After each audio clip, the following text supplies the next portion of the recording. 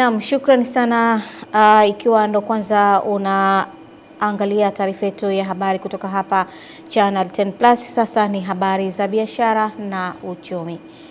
Wakati dunia ikikabiliwa na changamoto kubwa za kiuchumi ikiwemo kupanda kwa bei za nishati, gharama za uzalishaji na usafirishaji wa bidhaa pamoja na kuongezeka kwa biashara zisizo halali, ushindani wa haki katika soko umedaiwa kushika kasi. Ni katika mazingira hayo ambapo viongozi wa taasisi za ushindani na ulinzi wa mlaji kutoka nchi 37 za Afrika wamekutana jijini Dar es Salaam katika mkutano wa kujadili mikakati ya pamoja ya kukabiliana na changamoto hizo zinazotikisa misingi ya biashara huria duniani. Akifungua mkutano huo, naibu waziri wa viwanda na biashara Dennis Londo amesema dunia kwa sasa inashuhudia mabadiliko makubwa ya kiuchumi yanayosababishwa na migogoro ya kimataifa ambayo imeathiri moja kwa moja bei za nishati, hali inayoongeza gharama za uzalishaji na kusababisha changamoto katika usafirishaji wa bidhaa na huduma. Gharama hizi kunapelekea pia watu kutafuta mbinu ambazo zitawafanya watengeneze faida kwenye soko.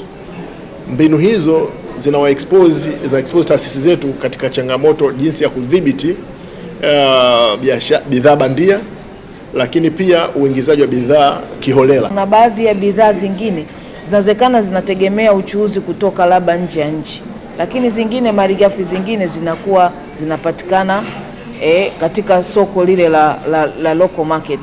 What we can do is see what problems are arising in each country so that prices don't go up too much. Naam, wakati baadhi ya wananchi wakilalamikia kupanda kwa bei ya bidhaa mbalimbali kutokana na kupanda kwa bei ya mafuta, hali ni tofauti kwa wafanyabiashara wa soko la Tandale na Magomeni ambao wanasema bei hazijapanda bali ni utashi wa mtu mmoja ambaye anajiamulia kwa maslahi yake binafsi. Mwanahabari wetu ametuandalia taarifa kamili. Wakizungumza na Channel 10, wafanyabiashara hao wamesema huenda bei zikapanda kuanzia mwezi wa 5, lakini si sababu ya mafuta kwa kuwa miezi hiyo ni ya mavuno, hali ambayo imechangia kuwepo kwa uhitaji mkubwa wa usafiri, huku wakiomba serikali kuingilia kati kwa wanaoamua kupandisha bei kiholela. Kila mwaka kuanzia Mei, Juni na Julai bei inaongezeka kidogo kwa sababu bidhaa zinazostahili kusafirishwa kutoka bara kuja Dar es Salaam ni nyingi, kidogo kunakuwa na uhaba wa magari ya usafirishaji. Lakini kuhusiana na mafuta kwetu hakujaleta mabadiliko la aina yoyote. Mpaka Ijumaa bidhaa zilikuwa bei zilikuwa hazijabadilika.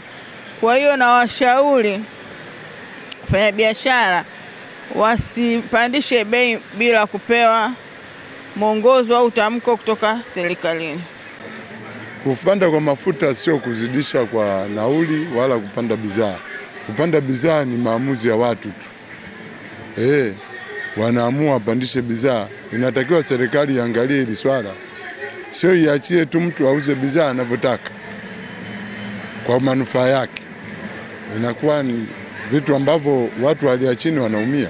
Wakati wafanyabiashara wa masoko hayo wakisema bei hazipande kiholela, kilio kimekuja kwa wasafirishaji wa mazao kutoka mikoani kuja jijini Dar es Salaam, ambapo wamesema kwa tani moja ya mzigo wanasafirisha kati ya shilingi 100,000 na 40,000 hadi 100,000 na 50,000 kutoka shilingi 100,000, huku sokoni nako hali ya biashara ikiwa si nzuri. Sasa unapoleta huku unaona changamoto, biashara haiendi. Naona biashara imesimama. Umetumia gharama kubwa na huku biashara hamna. Ina maana mzunguko wa hela umesimama.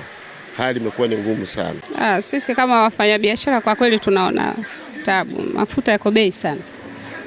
Hakuna nani. Chupa 5,800, sehemu nyingine hadi 6,000. Sasa tutafanyaje?